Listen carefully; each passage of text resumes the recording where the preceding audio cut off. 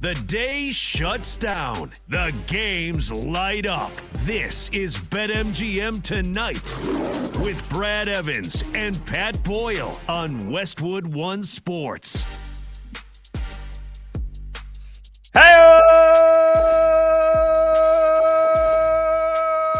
welcome on into a Thursday night edition of BetMGM Tonight here on Westwood One Sports.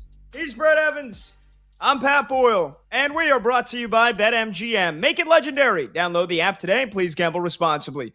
You can watch the show live on YouTube. Just search BetMGM Tonight and hit that subscribe button. You can watch the show live on Twitter at BetMGM Tonight. We're with you every Monday through Friday, 6 to 11 p.m. Eastern, and you can listen to the show on the Westwood One Sports app, the Odyssey app, SiriusXM Channel 375, and hundreds of local affiliates throughout North America.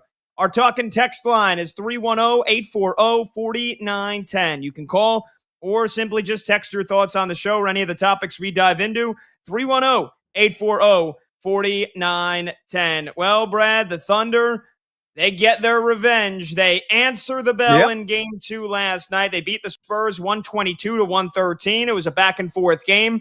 Injuries impacting it in a big way. We'll get to that in a bit. But in the fourth quarter, and especially in the key moments of this game, SGA, the MVP, he played like one. 30 points, 9 assists, 1 turnover. And Wemby, 21 points, 17 rebounds, 4 blocks, but didn't have that big of an impact at all in the fourth quarter. And the Thunder, with their defense and their turnovers that they generated, answer the bell. We've got ourselves a 1-1 freaking series here. So, again, I think this series is going the distance. Or do you still think this series is going the distance? And what did last night's game, what else did it tell you after OKC even this puppy up at 1 apiece? Oh, yeah, go the distance. I can already hear James Earl Jones saying that there in the background. Look, I think ultimately it's going to go 7 games. You and I believe before Game 1 even got underway, it was going to go the full extent of games allowed in the NBA postseason. I'm not going to budge off of that. I'm not going to budge as well off the belief that OKC is going to advance on to another NBA Finals. And I think you concur with that perspective. No disagreement there. There's no reason to back off our original prognostication because, Game 1 was a bit shocking, to say the least. But, it wasn't jaw-dropping by any stretch of the imagination. Yes, Wembanyama's performance was jaw-dropping in every sense, but you nailed it right on top of the head. The fact that the San Antonio Spurs just kept coughing up the rock, 21 turnovers, inexcusable, sloppy ball, sloppy handles. I already alluded to it. Obviously, the injury to Dylan Harper played a factor as he missed several minutes of the game due to his setback, was going to come back on the floor, then got redirected back under the tunnel. That's created all kinds of conspiracy theories, which are just outlandish on social media, to say the least. But, I got to give credit where credit is due. And especially you and I called out Chet and Hartenstein, and we said these two guys have got to step up. We can't see the McCloven version of Chet Holmgren. He's got to bring at least a B game, and he did. Combined, they played much better overall, getting after on the glass, scoring consistently inside. Chet Holmgren had some amazing rim-rocking dunks in the game. But, yeah, we're all knotted up. We're exactly kind of where you and I expected this to be. And I think we're going to see this series go all the way down the wire. I think we're going to see a split in San Antonio as well. So, again, game on, folks. If you were selling OKC before last night, you might want to buy back in. Yeah, exactly. I by the way, I mean, the Wemby crowd, they were insufferable. I can only imagine if Combs, his daughter wasn't graduating, if he was on last night's show before the game began, what he would have been like. All the Spurs fans and the Wemby Glazers, I mean, they were insufferable. And the Spurs, this is over. It's going to be 2. I had some friends texting me, this is 2-0 back to San Antonio. Yeah, get real. I mean, did you not watch how dominant this OKC team was last year and why just about, well, not everybody, the majority of folks picked them to win the finals last year? including myself again. I'm a diehard Knicks fan, and I do think the Knicks could give them a battle. Probably win that series. But I mean, come on. This is a championship team for a reason. If you thought they were going down 0-2, you were freaking nuts. And, you mentioned it, all the adjustments. And it started with the big men. Started with the double bigs. Chet, who was probably still needs to be more active offensively, but he got pumped by Wemby in game 1. And he stepped up and answered the bell in game 2 last night. And Hartenstein, Brad, I was screaming for it. Why the hell did he only play 12 minutes in game 1? That was the biggest adjustment that Oklahoma City made. Mark Daigneault making sure that Hartenstein played a big impact, because there's not many people on the planet that can cover, that can guard Victor Wembanyama. But if there's somebody that gives you a chance, probably better than anybody else, it's a guy that's 7'1" and 250 pounds. And that's what Hartenstein did. He was physical with Wemby. He made it very tough for him. He grabbed 13 rebounds. Wemby, again, 21 points. That's a far cry. And that's exactly the same amount of points he had in regulation, by the way, in game 1. Then he scored 20 in the overtime and double overtime, which makes that game 1 appearance, that game 1 performance really seem like it was an all-timer. And it was. And I'm not gonna throw stones at it, but same amount of points that he had in regulation the other game, but the impact felt so much more muted, especially in the key moments, and that's because Hartenstein was on him rather than Alex Caruso, who I love, but come on, he's given up a foot. Yeah. So Daigneault said, all right, I'm going to fight fire with fire here. I think a lot of people thought Hartenstein, he can't play too much in this series because he's not a big offensive threat outside of 3 feet. His patented floater, that's really the only shot he has, and against Wemby, that's kind of neutralized. He was still able to kind of hit him. You just got to really float it up there. And he did. And he got himself to the free throw line a couple of times. But it was Hartenstein's defense on Wemby that made the biggest difference of all. And again, there was a plus 21 rebounding edge for San Antonio in game 1. Only a 4 rebound advantage in game 2. The thing that persisted, though, all the turnovers, which is OKC's game, and they are getting more and more as this series goes on here. 21 turnovers for us last night, Brad, and 27 points off those turnovers. They really frustrated the Spurs guards, which, again, no De'Aaron Fox. And then last night, as we get now to the injuries, Dylan Harper goes down. San Antonio's now missing, or was missing, 2 guards in that second half, and the impact was really, really felt. And we've got a lot of question marks around the injuries here going forward.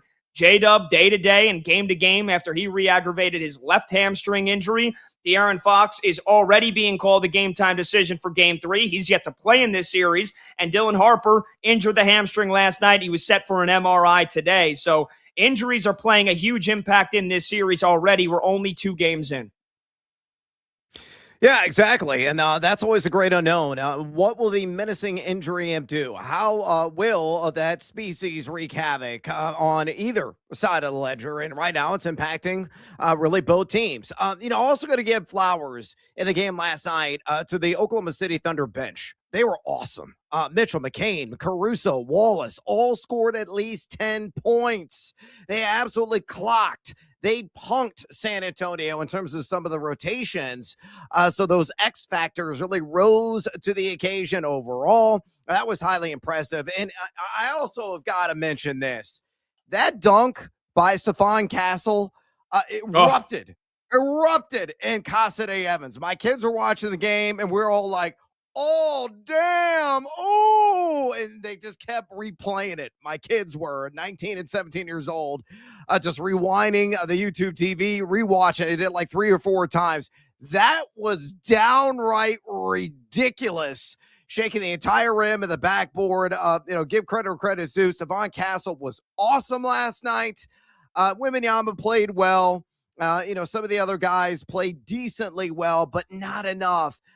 Ultimately, Oklahoma City, as you mentioned, again, they narrow the gap on the glass. And that second quarter, in which they outscored San Antonio up by 11 points, that honestly proved to be the difference, because San Antonio just could not crawl out of that hole, just kept them at arm's length the entire night, largely because that bench was downright incredible for the Thunder last night. Yeah, and honestly, Brad, to just extend what we were talking about with the injuries, that's why I think OKC, I still think they're in a good position to win this series, despite missing their second best player, J-Dub, who honestly, I'm going to be honest with you, Brad, I don't know if we see him again this series. I really don't.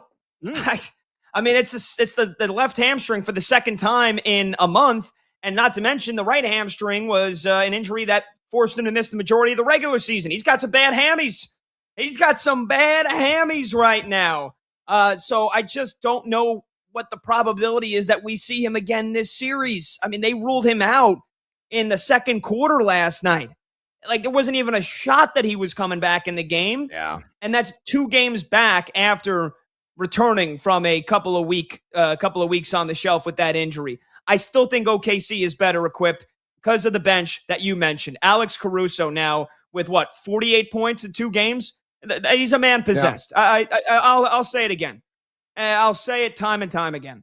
I would give up my unborn first child if Alex Caruso could be on the New York Knicks. That's how special of a playoff player he is. 17 points in 25 minutes. He had one of the games of his life in game 1 with 31. Single-handedly kept OKC in the game. You mentioned Cason Wallace, who's a tremendous backup guard for them and has been a part of their rotations all year long. A guy that can score. He had 4 threes. He can handle the rock. He had 4 assists. He can grab your rebounds. And the 4 steals you mentioned, A.J. Mitchell, who you were going bananas over in the last series when he filled in for J-Dub and was going nuts. And then you have Jared McCain, one of the steals of the trade deadline, with 12 points and 6 rebounds. I think Jared McCain was capable of that. So that's the big difference for me. San Antonio's got plenty of veteran presence coming off the bench, which is a good compliment to all the youth that they have. But Keldon Johnson, that's one of the 6 men. That was the 6th man of the year this year. He was disappointing. Outside of him, it's massive advantage for OKC when the bench comes in. Harrison Barnes maybe can give you a 3 or 2 per game. He ain't got nothing much left in the tank. Luke Cornett is not a big factor in this series. I mean, they got Jordan McLaughlin coming in. And now, again, we mentioned the injuries to De'Aaron Fox, who's clearly not 100%, and he's already a game-time decision for Game 3. And now this Dylan Harper injury is looming like a real dark cloud in San Antonio. So it's going to be – we'll see which of these guys, when they come back, if they come back. But if injuries are going to – and I think they're going to continue to play an impact. Like, think about the impact of a double overtime Game 1 that it has had on this series. You don't think that's part of the reason why we have these injuries literally 2 days later and why we might have some more injuries, the more physical and the longer this series goes? I got to admit, I'm going to throw my Knicks fandom in here, Brad. I hope they beat the you-know-what out of each other for 7 games, because then I really like my Knicks' chances if they get to the finals and they're waiting on this series and the guys are going out on gurneys every single game here. So it is brutally physical and it's intense, and I don't think it's going to slow up. No, it probably won't. And, that's the nature of the game. I mean, the grind of an 82-game season, you're deep now into the playoff run. The accumulation of contests, it just takes a physical toll on the human body. So guys are dropping like flies. As a result, we hope they have a speedy recovery, get back and healthy so we can have a full-bore series in the next round, whoever is representing out of the West, whether it's San Antonio or OKC. 2 things. One, do you just want to get a room with Alex Caruso? I'm legitimately asking. It's totally fine. I could wear the headband and play the role if you need me to. Yeah, we might. If you and me, if we're going to, it might have to wait a while, right? I think our next, remote show that we have planned, the first time that I actually meet you physically in person, is probably Radio Row on the Super Bowl. So it might be a long time coming, but yeah, when we finally do lock hands and lock arms, we might need to do a little role playing here. Otherwise, I need to meet Alex Caruso in person and just beg him that the next time he's a free agent, please do whatever it takes for you to sign with the New York Knicks. I am in love with him. I don't know what to tell you. Yeah, look, we all have our man crushes. There's no one about it. I've written about several man crushes over the years. Going back to my Yahoo days, I've written the all-man crush team in fantasy football every single year that I've been in the business, so going on 2 decades. I am what you call a promiscuous fellow. And I think you're kind of falling in line with me a little bit when it comes to some of the heartthrobs that you have in the world of the NBA. But Caruso is making that heart go pitter pat, man. We know his defense is locked down. He's shooting lights out from outside. He's scoring well off the bounce as well. I mean, he's kind of checking every single box so far in this series, and a major reason why OKC, I believe, will survive in advance and play your New York Knicks for the whole shebang. But yeah, it's going to be muy interesante when they get back and slam margaritas along the Riverwalk. Again, I feel it's going to be split right down the middle over those two games. And this thing is going to come down to the bitter end. And the game 7 will be must-see TV. As I said last night, drama is going to be on high. This is going to be one of the better Western Conference finals maybe we've ever seen. I think so. I said it from before the series started, and I think it's going to ring true. I think they're going to break viewership records by the time this series is said and done, whether it is outside of the finals, and it might break viewership records for some of the more recent finals as well. When this thing's all said and done, the total viewers of the 6-7 games combined is probably going to be right up there at the top. It's going to be right out there at the top for the all-time viewed series. I didn't even mean to do the 6-7. I really didn't. But yeah, see, I'm glad you're holding me accountable. Subconsciously. You're listening to BetMGM. You're listening to BetMGM tonight with Pat Boyle and Brad Evans. Are sponsored by Progressive Commercial Insurance, protecting your business vehicles 24/7. See if you can save at progressivecommercial.com. All right, you want to join the show? 310-840-4910. What do you think of the Thunder Spurs series now that it's one game apiece? And are you buying that this series goes the distance? Do you think this is destined for 7 games? Also, how big of an impact will the injuries in this series play? Which team do you think is better equipped to handle the injuries, as they're already starting to pile up with multiple star players questionable already for Game 3 and beyond? When we come back, we'll get you set for Game 2 in the Garden tonight. Do we have more magic in store after the 22-point comeback? Knicks Cavs, will break it down for you when we return. He's Brad Evans. I'm Pat Boyle. This is BetMGM tonight on Westwood One Sports.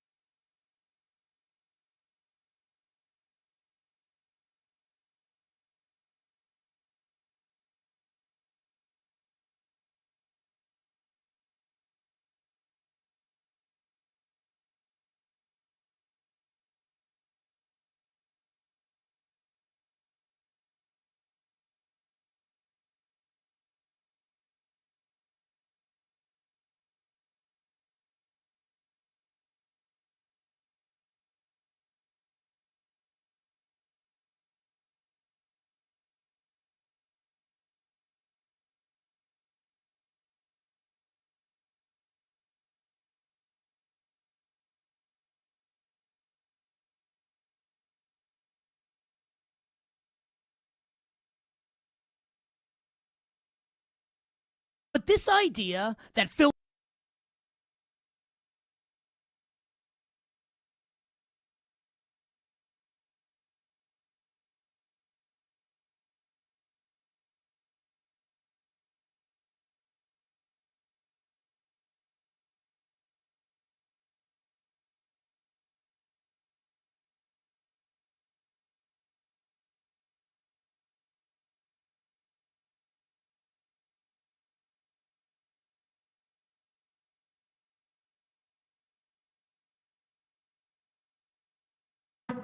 But this idea that Phillip Rivers is a better quarterback than Eli Manning is the stupidest thing in the history of stupid things. It's so dumb, it's almost not worth the conversation, not worth me talking about it on the air, but damn it, I'm going to do it anyway because it pisses me off. And that's where my triple B comes in. Big blue bias. Yes, I am biased towards Eli Manning. But you know what? While Eli Manning did throw a ton of interceptions, he did. It did happen, right? And Eli Manning lost a ton of regular season games. I know. I watched all of them. I also watched Eli Manning win 2 championships, which, in case we've all forgotten, the point of all of this is not to go 12-4 in the regular season. It's not to throw for 45 touchdowns. It's not to set all the passing records. That's not the point. The point of it is to win. The point of it is to raise a banner. The point of it is to raise the Lombardi Trophy. That's the point. Eli did it twice and slayed the biggest dragon in the history of dragons 2 times on the way there. I'm talking Valerian the Dragon.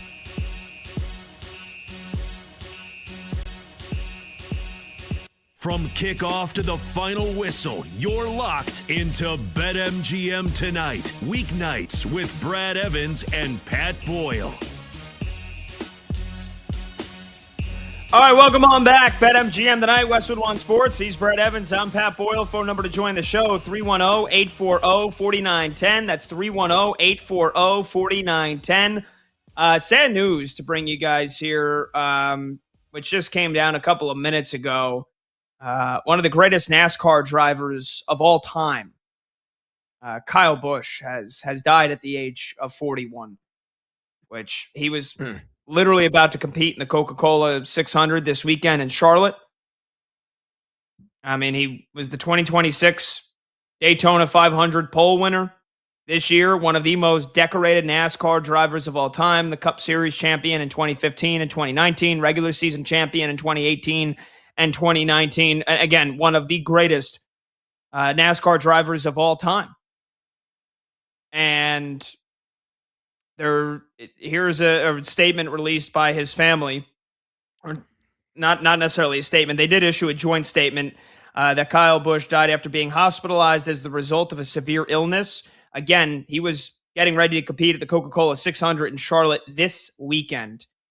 And here is the Busch family and the Richard Childress Racing and NASCAR issuing this joint statement. Quote, "On behalf of the Busch family, everyone at Richard Childress Racing and all of NASCAR, we are devastated to announce the sudden and tragic passing of Kyle Busch. Our entire NASCAR family is heartbroken by the loss of Kyle Busch, a future Hall of Famer. Kyle was a rare talent, one who comes along once in a generation. He was fierce, he was passionate, he was immensely skilled, and he cared deeply about the sport and fans." I mean, along with like Dale Earnhardt, Kyle Busch is probably the second name that I think of when I think of NASCAR racing and driving, Brad. I mean, I was never a big NASCAR fan, but that name was synonymous with the sport and synonymous with being one of the greatest to ever compete in the sport. So RIP to Kyle Busch. Crazy, 41 years old.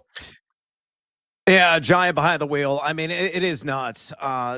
Just 41, man. I mean, I'm 48 years old, and I still feel young. And you just never know how quickly life can change in an instant. We don't know all the details of what he was suffering and ailing from, but the fact he came down with something, went to the hospital, and that was it.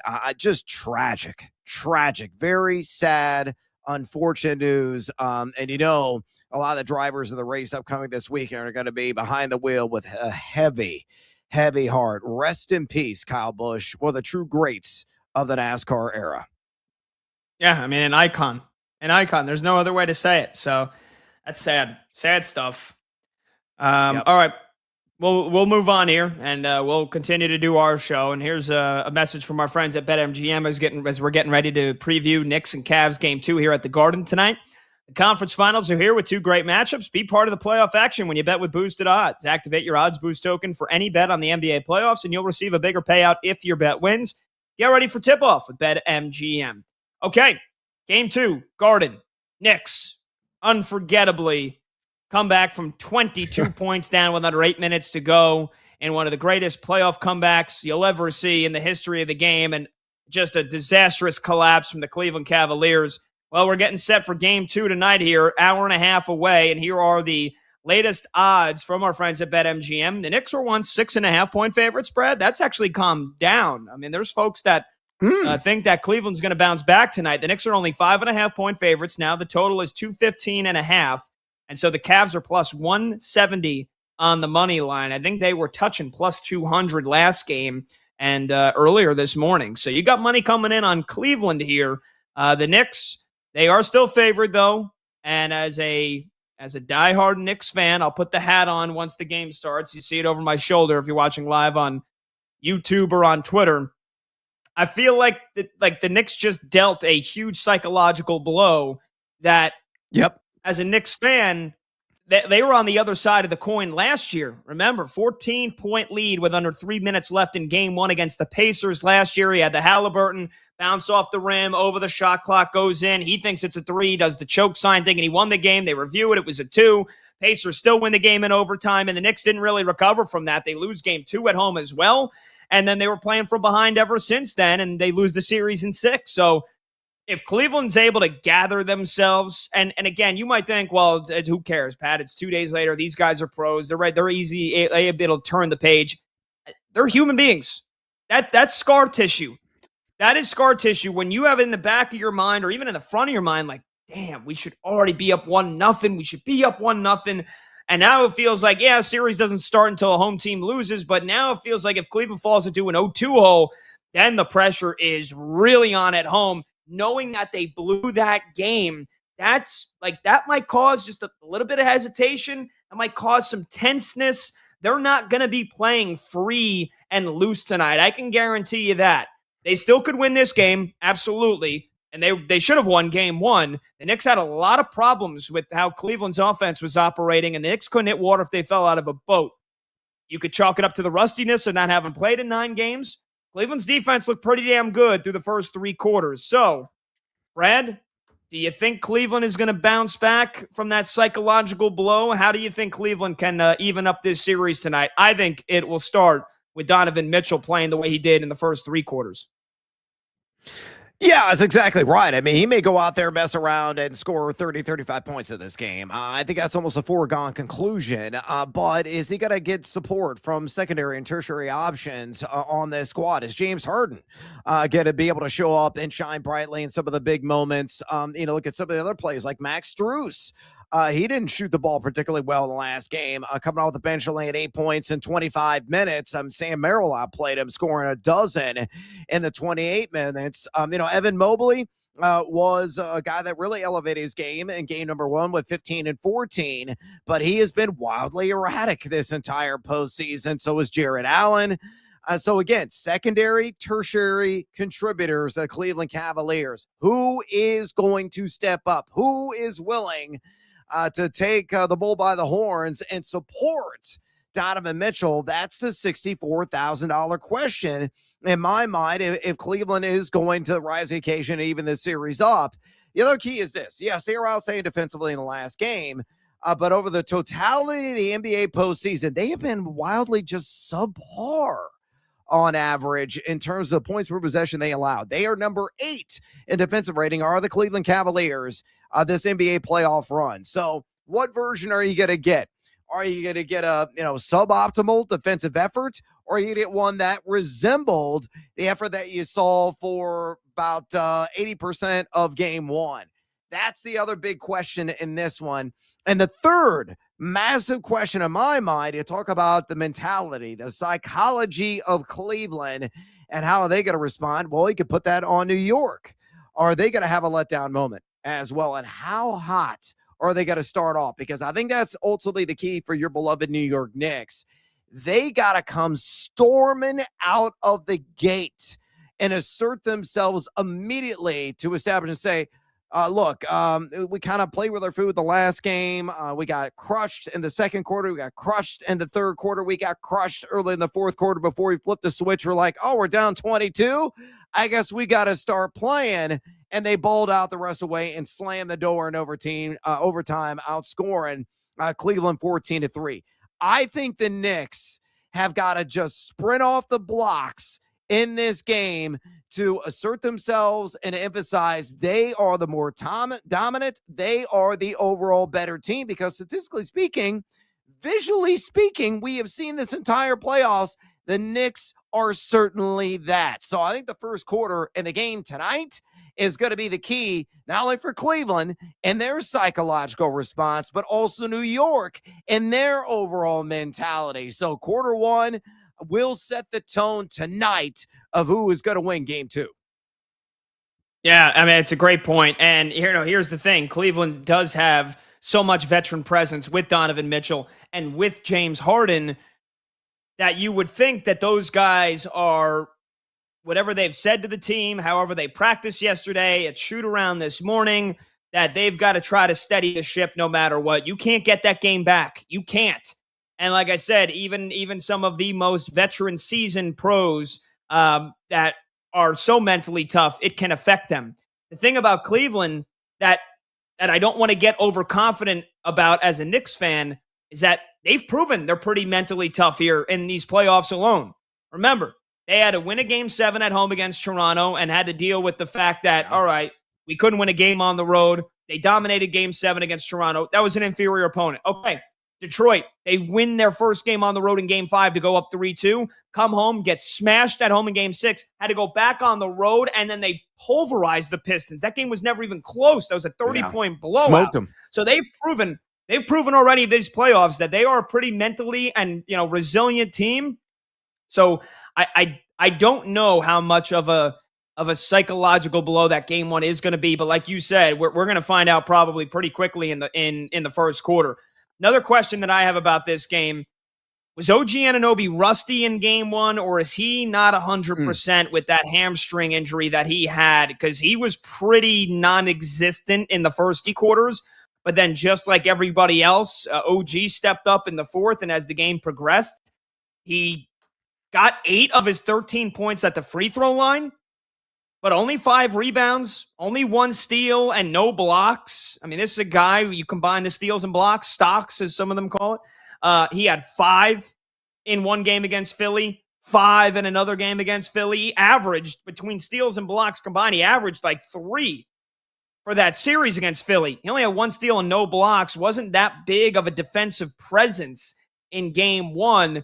And he kind of looked like he wasn't 100%. But then the fourth quarter, he stepped up. So I don't know. Was it rust? Or was OG not 100%? That is something I'm going to be very locked in on with my eyes as we're watching the game during the show.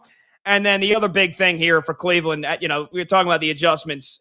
How is Kenny Atkinson going to adjust if the Knicks start hunting James Harden again? Because that's how they won the game. Yeah, right. That is exactly how they won the game. So how are the rotations going to look different? Which guys are going to be on the floor so they can try to hide James Harden defensively? Does that mean you see more Dean Wade? Does that mean James Harden plays a little bit less this game? I mean, it's going to be interesting to see.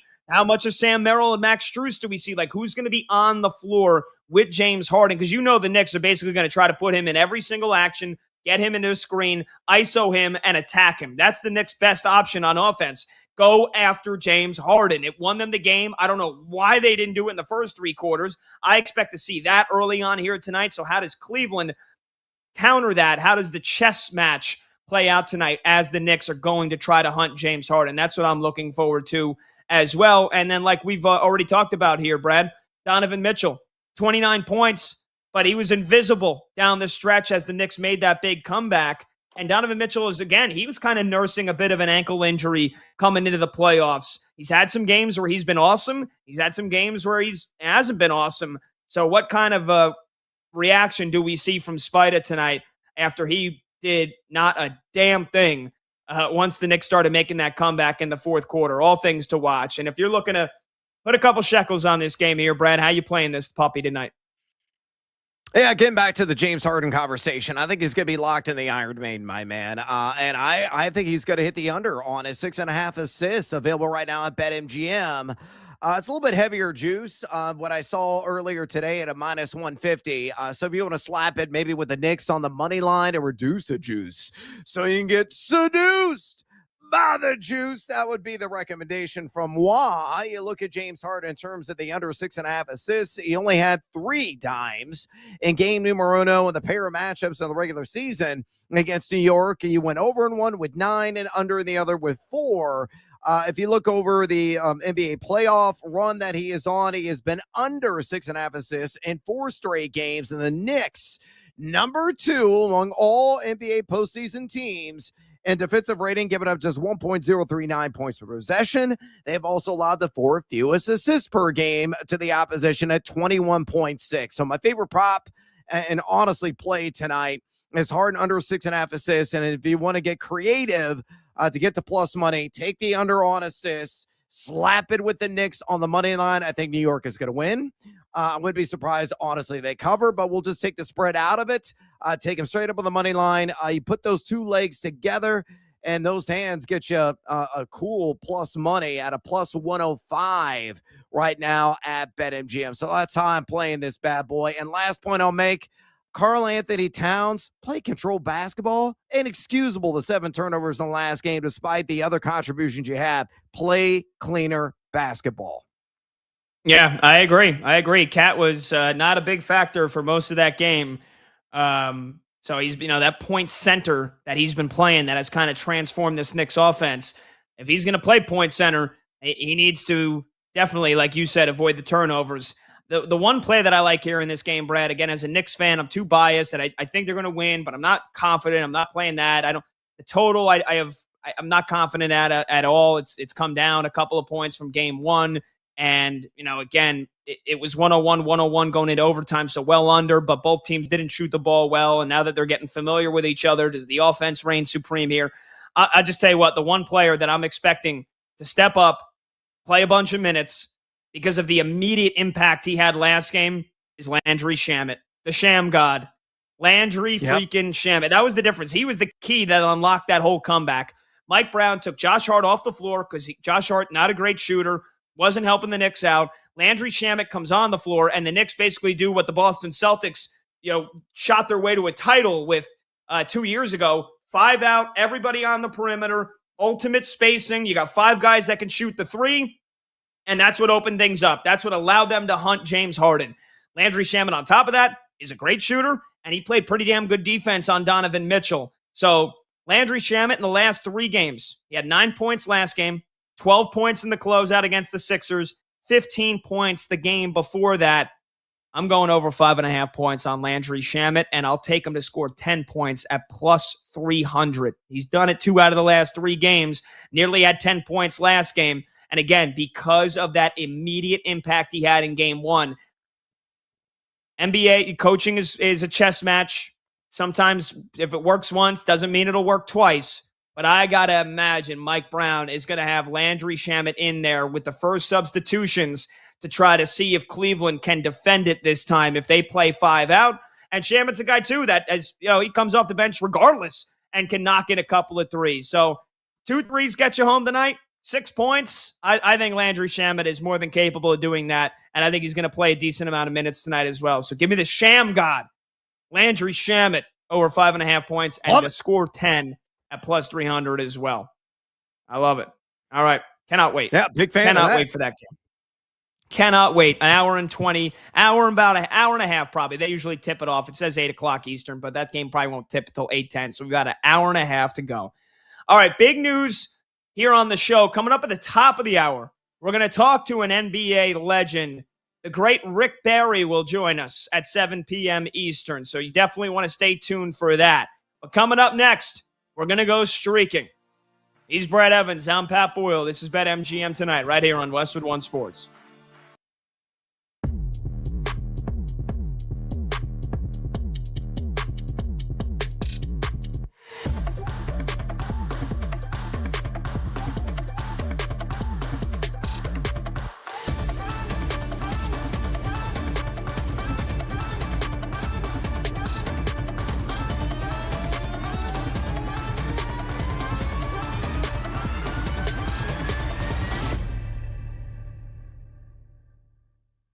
This idea that Phillip Rivers is a better quarterback than Eli Manning is the stupidest thing in the history of stupid things.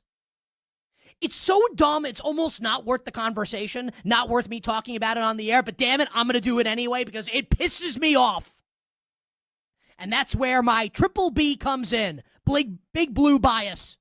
Yes, I am biased towards Eli Manning. But you know what? While Eli Manning did throw a ton of interceptions, he did. It did happen, right? And Eli Manning lost a ton of regular season games. I know. I watched all of them. I also watched Eli Manning win 2 championships, which, in case we've all forgotten, the point of all of this is not to go 12-4 in the regular season. It's not to throw for 45 touchdowns. It's not to set all the passing records. That's not the point.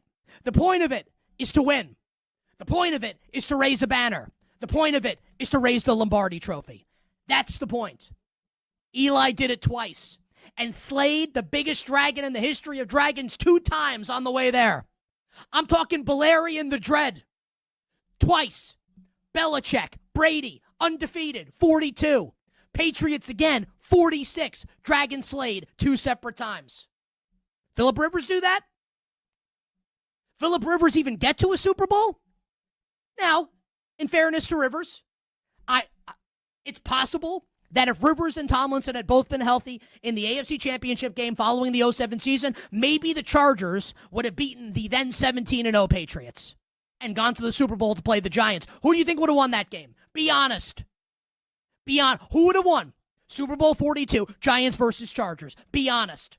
You know I'm honest. I would tell you if it were the Chargers. I have no problem saying it. Giants would have beaten them. And this whole stupid debate wouldn't even be a thing because Eli would have the head-to-head win in the Super Bowl.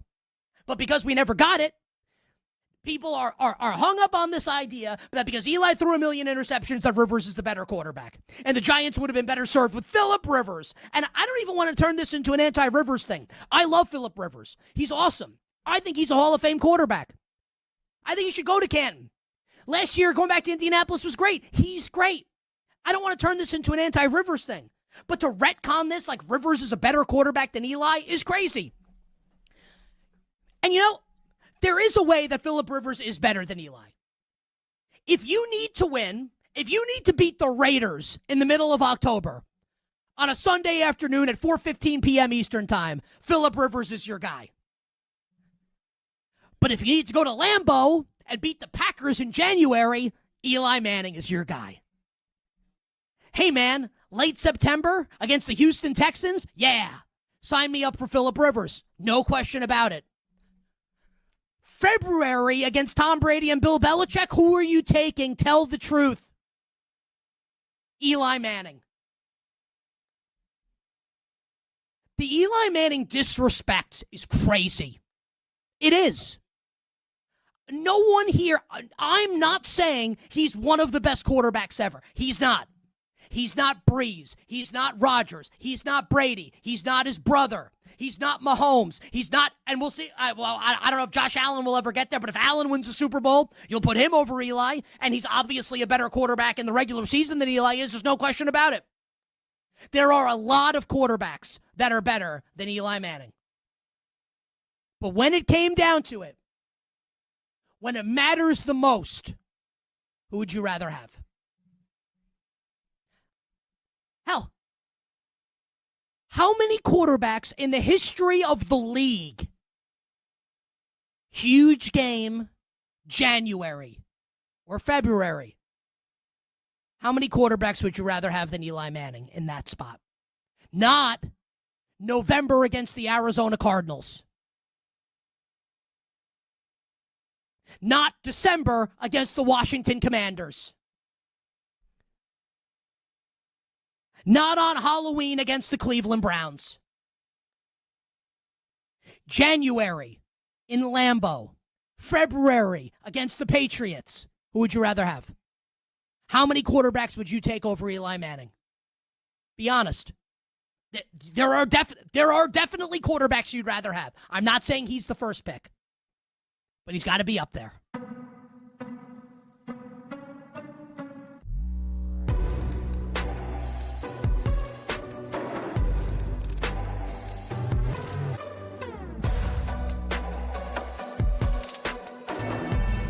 Live lines, late games, and breaking angles. BetMGM tonight with Brad Evans and Pat Boyle. Back now.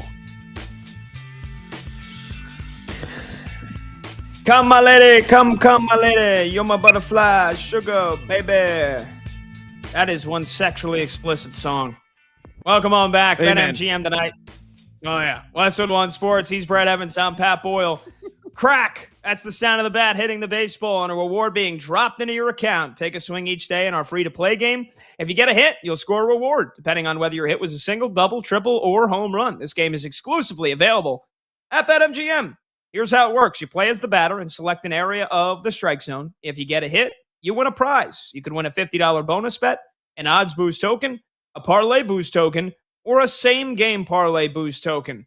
All right, it's 6:45 p.m. Eastern here every day during the show. You know what that means. Let's go streaking. We won a game yesterday. We win one today, that's 2 in a row. We win one tomorrow, that's called a winning streak. It has happened before. We're going streaking! Yeah! All righty, the premise of Let's Go Streaking, we don't actually take our clothes off. I mean, we could take our clothes off. You never know. Brad's getting ready to rip that shirt off. But no, everybody, we go around the crew, and everybody picks one batter out of the baseball games tonight that have yet to start. Just one batter to correctly get a hit. And so far, the longest active streaker right now is Brad with 2. That's it. We have we started this segment about a month and a half ago, and we were all on fire. We had 8 streak, double-digit streak. Monty started off with 14 in a row. They've been coming a little bit harder to come by lately. So let's see. We got a couple of other folks filling in on the show tonight. Zach Kroll, who got one last night with Goldschmidt. We got Double D, David Dykstra, who we'll go to in a bit here. We had Grant Leader last night. He couldn't grab one. I'm looking to start a new streak. Combs is on vacation. Monty's looking to make it 2 in a row. So here we go. I'll start us off. Give me Ezekiel Tovar to get a hit tonight for the Rockies. That's right, Brad. I'm going with the all-star from a couple of years ago. Give me Tovar. Now, the Rockies lineup is still not out yet, so I'm assuming he's going to start. He normally bats 5th in the lineup when there's a lefty on the mound. And that is the case tonight. Eddie Rodriguez pitching for the Diamondbacks. And Tovar, lifetime off of him is, let's see, I had the numbers in front of me. And here we go. Ezekiel Tovar, 4 for 13 lifetime off of Eddie Rodriguez. And Ezekiel Tovar only hitting 205 on the season, but he's hitting 286 in his last 7 games. And against lefties this season, hitting 294. That's 113 points higher than when a righty is on the mound. So there's only a couple of games to pick from tonight. I'm going to go with Ezekiel Tovar from Colorado because why the hell not? I need to start a new streak. Might as well give me a guy that has some juicy odds when we put this whole thing together at the end. Brad, you're the longest active streaker looking to make it 3 in a row tonight. Who you rocking with? Oh, man, go with a Colorado Pebble. That's Team Huevos there, mi amigo. Let's stay in the same game. Go with a different name on one that you've heard of. Corbin Carroll of the Arizona Diamondbacks against the aforementioned Colorado Rockies. You look at Carroll. He has gotten a hit, Pat, in 9 of his last 10 games, batting a redonkulous .421 over the last 7 days. He's batting .417 against the Rockies this season. Now he's 0 for 2 against Zach Agnos, who is going to be on the mound for Colorado, but Agnos has given up a 5.59 ERA. However, he's only allowed a 38.1% hard hit rate. My fear, as always, at Corbin Carroll, it could be like a trio of walks, but just give me a base knock so I can go streaking to 3, baby. Let's go. All right, so Brad is on Corbin Carroll. Let's go to Monty, our VP, our video producer, Michael Montgomery, a.k.a. the owner and operator of batters-box.com. The hyphen. Monty, you had Brandon Lau come through for you yesterday, looking to make it 2 in a row, and you still do have the best percentage out of anybody on the show. 22 correct picks out of 27 attempts. That's pretty damn freaking good. The record holder at 14 in the longest streak, looking to make it 2 in a row. Who's the lucky guy tonight, Monty? The original GOAT before Shohei Ohtani got here. It was who? It was Mike Trout. That's who I'm going with today. Give me him against Luis Severino. It was a bit down the board on the default ratings, which include data back to 2024. But if you look at just this season, I have him with an elite rating, so I like that. Severino's been struggling in May. Batters are hitting 329 against him this month. And Trout's been really great, turning back the clock, especially against righties. 145 WRC plus, nearly 400 WOBA, 45% hard contact rate. And then I also have a 5-star pitch mix rating for Trout against Severino. Trout's got at least a 316 expected batting average and a 950 OPS against 93% of Severino's pitches. So anything he's going to throw, Trout can do damage with. So I think we're going to get to 2, but let's just one at a time. Let's not get ahead of ourselves. One at a time, baby. One at a freaking time. All right, Zach Kroll is filling in on the show. He went with Paul Goldschmidt yesterday, got him a knock, so he's looking to make it 2 in a row. He's going with Zach Neto, the Angels shortstop, batting leadoff tonight in that same game against Jose Soriano. Yep. No, excuse me, against Severino. Luis Severino. That's right. Yep. Severino. That's right. Thank you, Monty. You know what? The one game cast had a glitch, and they had the Angels batters career numbers against, it said Jay Soriano, and I was like, that ain't right. And I guess I don't know. Not me, not my fault. Anyway, Zach Neto career against Severino, 3 for 6, and he's batting leadoff tonight, so you should get plenty of opportunities. Zach Kroll going with his namesake, Zach Neto, to try to make it 2 in a row. Finally, let's get to Double D. David Dykstra filling in, running the board tonight back in Chicago. Dykstra, first crack at it here. Who you going with, brother? I'm taking Jazz Chisholm. I'm not a big numbers guy, but I do realize he's one of the hottest batters on the Yankees right now. And the Blue Jays are starting off with Braden Fisher tonight as their opener. And small sample size, he is 2 for 3 against Braden Fisher. So I'm going to go with Jazz Chisholm to get it started off in the first inning. Bang. Ooh. There we go. I like it. All right, Brad. So we got 5 in the mix tonight. 5 hitters: Tovar, Corbin Carroll, Mike Trout, Zach Neto, Jazz Chisholm. You think all 5 are going to get a hit? You think the boys are going a 5-for-5 sweep here? Parlay that together with our friends at BetMGM. And what does that get you in the odds department? Oh, a very sexy plus 631. Pat Fader follows. We always say that is up to you. Beautiful. Beautiful. And you do have that Yankee game, which I thought might be in jeopardy because of the rain, but it looks like they're on schedule to start it on time. Hopefully all 9 innings. Hopefully Jazz gets that hit very early, as Double D is hoping for. But we will take a break nonetheless, and when we come back, we're going to talk to an NBA legend, Rick Barry, 8-time NBA All-Star and one of the 75 greatest players in NBA history, will join us next right here on BetMGM tonight. This is Westwood One Sports.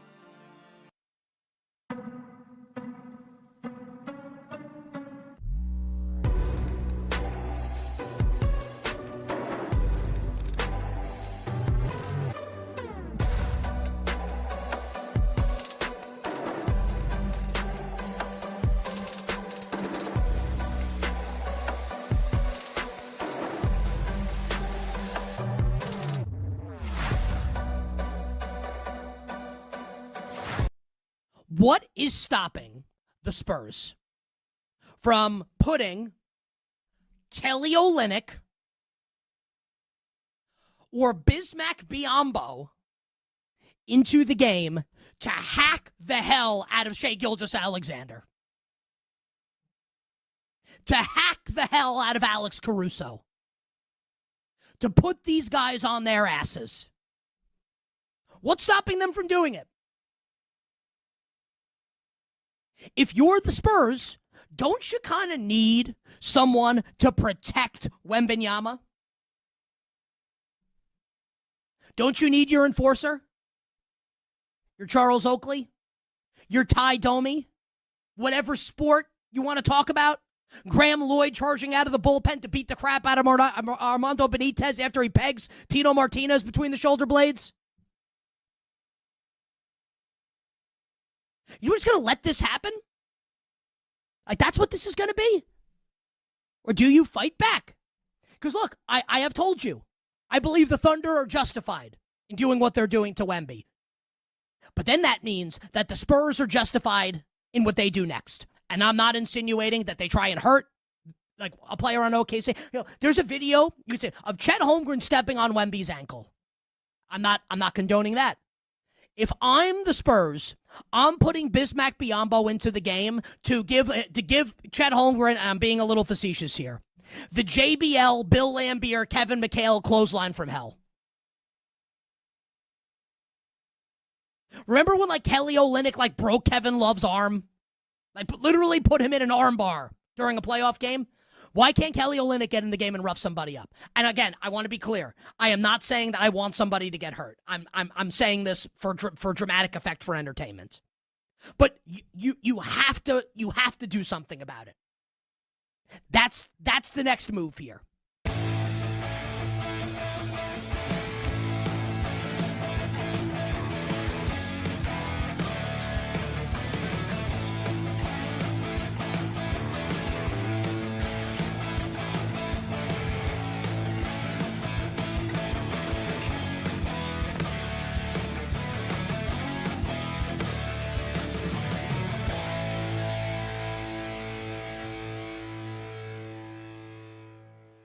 I think Yodar is because I think this is when players come that are going to be great players, Nick, they generally just burst onto the scene. Almost it feels like out of nowhere.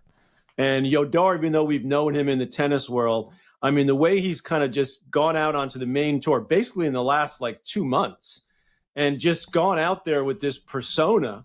Beats Fonseca, I believe it was in Rome, and destroyed him in the third set. And Fonseca's been kind of the it guy, the young guy coming up that people, Brazilians love him. He's got a huge fan base. But this guy, Yodar, is a real deal. I mean, not only does he have major firepower off both wings, he's a big guy, very untraditional for a Spanish player. Of course, Alcaraz does everything. I mean, he's the greatest shot maker we've ever seen.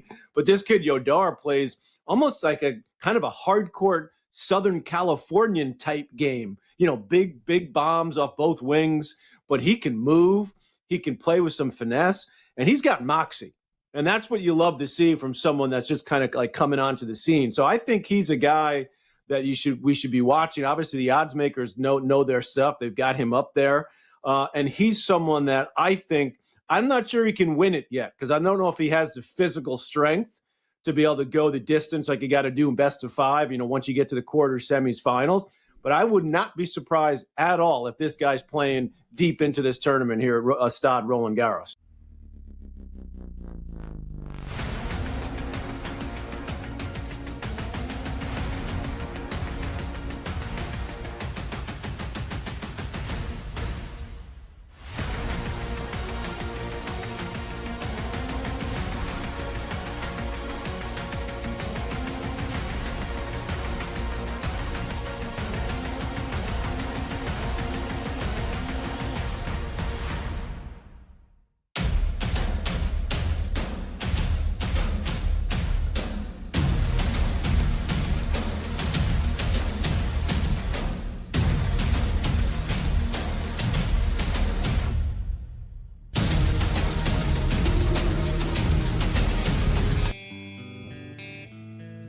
Late games, loud opinions, and money time moments. BetMGM Tonight rolls on.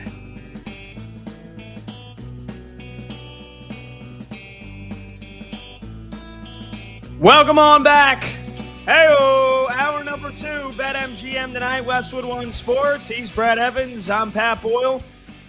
And we are brought to you by BetMGM. Make it legendary. Download the app today. Please gamble responsibly. Hour number 2 kicks off right now. You can watch the show live on YouTube. Just search BetMGM Tonight and hit that subscribe button. You can watch the show live on Twitter at BetMGM Tonight. And you can listen to the show on the Westwood One Sports app, the Odyssey app, SiriusXM Channel 375, and hundreds of local affiliates throughout North America. Our talking text line is 310-840-4910. That's 310-840-4910.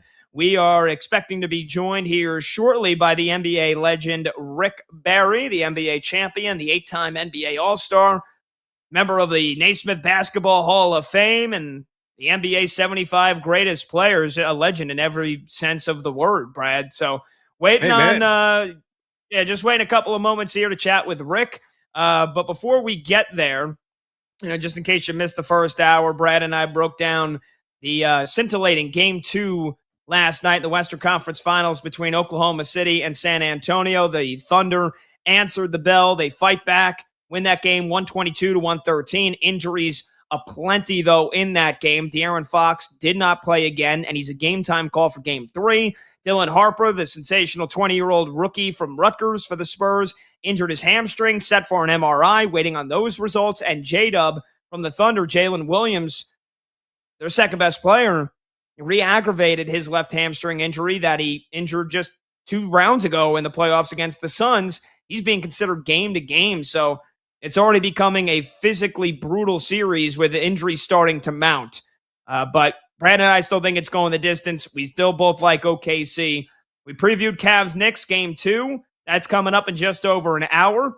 We also got another Game 1 on the ice. Conference Finals coming up tonight in an hour. The Canadiens and the Hurricanes. Carolina, Brad, they have not played since May 9th. 12 days. Oh, that's wild. That's a modern day record for the biggest layoff in the Stanley Cup playoff history. 12 days for Carolina. We talked about rest versus rust for the Knicks. Right. We'll see. Yeah, we'll see if rest versus rust has a big impact here on the Carolina Hurricanes. And then we've got, again, there was a lot of matinee baseball that was played today, with a couple of games starting tonight. Got Braves Marlins going on right now in Miami. Atlanta leads at 3-0. Blue Jays Yankees moments away from getting kicked off. Some rain in the forecast for the Bronx, but hopefully it moves away because the Yankees are looking to win 3 out of 4 in that series. And then the late ones tonight, A's, Angels, Rockies, D-backs. But Brad, we have a minute or two here. Your Cubbies got shut out last night, 5-0. Yeah. And I know they're putting you through hell right now. Swept by the Brewers and a game and a half back in the NL Central. 5 straight losses. Do you think this puts more pressure on Jed Hoyer to make some more moves here at the deadline? Or do you think that, hey, these are the ups and downs of a baseball season and we're still, 2 months away from the trade deadline? It's too early to be thinking about stuff like that because we know that the injuries to the pitching staff aren't really getting better in the next couple of weeks here. I think it's a mixture of both, quite honestly. Look, this team needs a starting pitcher. There's been a number of guys rumored of possibly making a trip to Chicago in short order. Freddie Peralta makes all the sense in the world. The Mets stink, though they did win today, 2-1 over the Washington Nationals, but they're going to be sellers here very soon. Peralta obviously still has that connection with Craig Counsell from their days in Milwaukee. He's been pretty adamant, very open that he would love to play under Craig Counsell yet again. So he's really the hot name right now. Joe Ryan was in the conversation, but probably too much of a haul in return. Cubs probably will make a deal there. Some other names, Logan Webb, though the Giants are playing a little bit better baseball. I mean, he'd be at the top of my list. Sandy Alcantara in action right now, already given up a couple of runs as well in his matchup against the Atlanta Braves. But yeah, the Cubs need to bolster that starting rotation. And the other big factor for this team, Pat, they're leading all of Major League Baseball in stranded runners on base. Their RISP has been irresponsible, to say the least. I mean, it's kind of a hallmark of a really good offensive team that actually get guys on base. They have a very strong OBP team-wide, very strong OPS team-wide. But it's just weird in those situations where you guys have, runners on first, second, third, maybe the bases are loaded.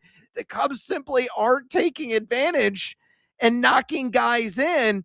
And hell, even last night, cherry on top of the Sunday, this miserable stretch, PCA, undeniably the best center fielder in all of Major League Baseball defensively. You could argue is the best defensive player in the game, regardless of position.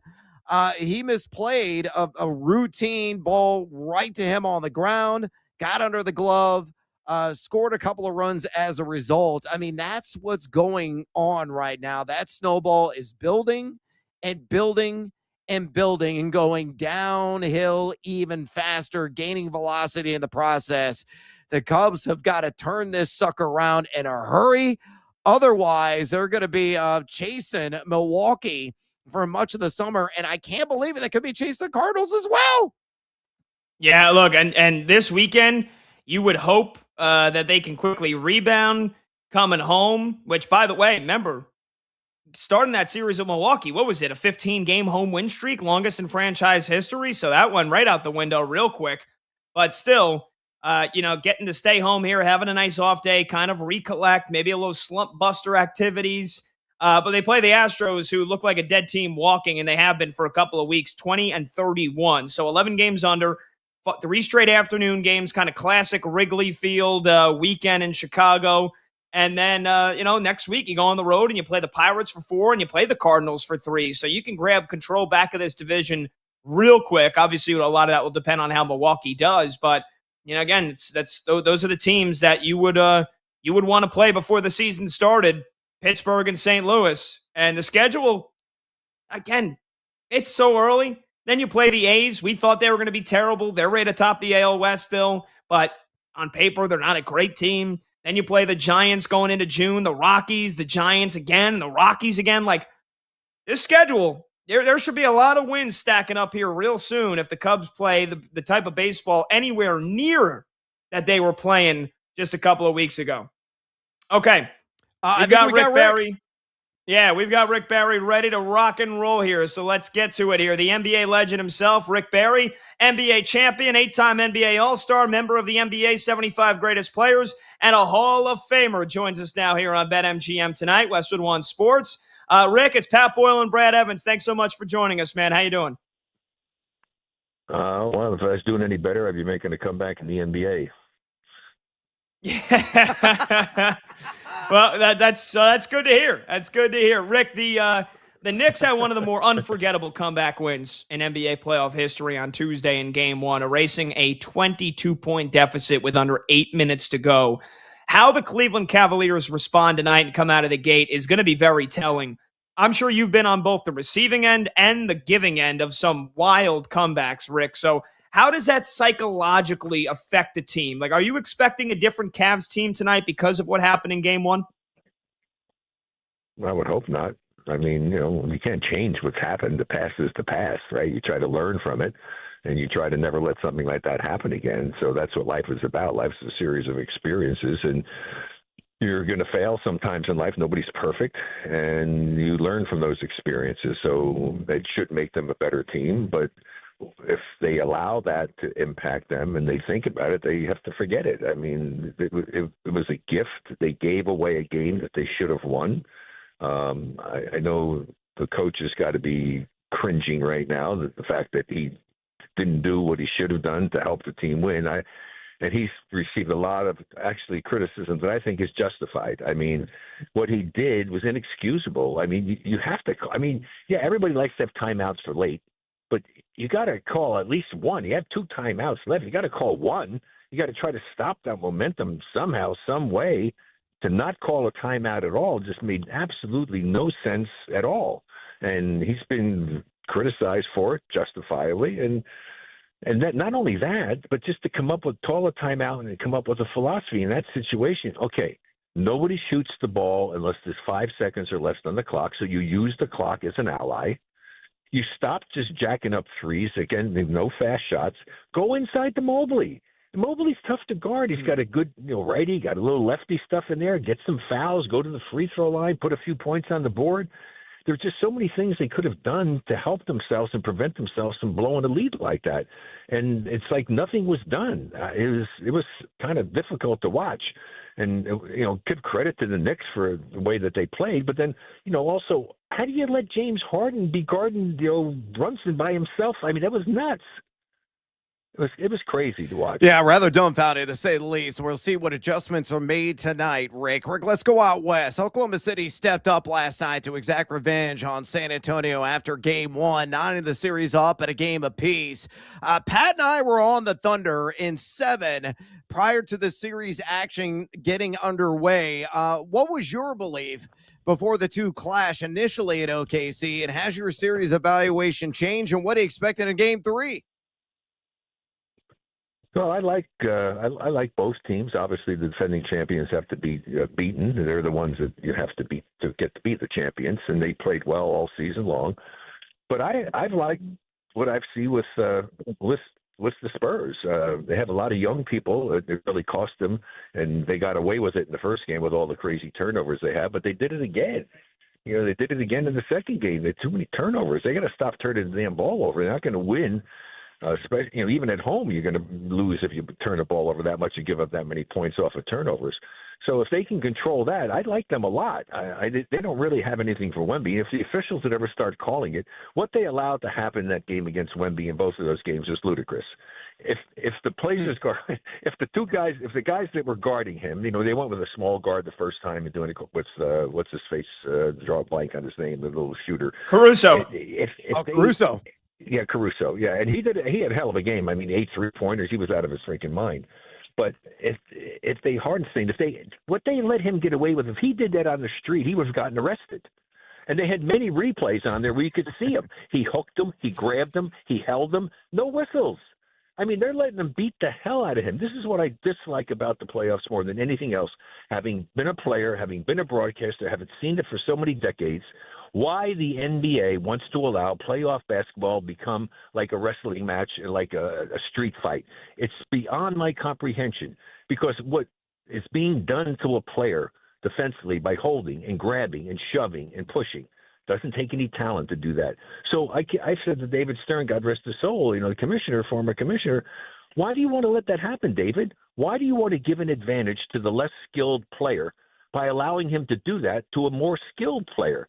It just ruins the game for me. I had to play through it. I did it, but I certainly don't like it, and I can't stand watching it. And what they did to Wemby yesterday was insane. And even with all of that and their turnovers and everything else, they were still right there.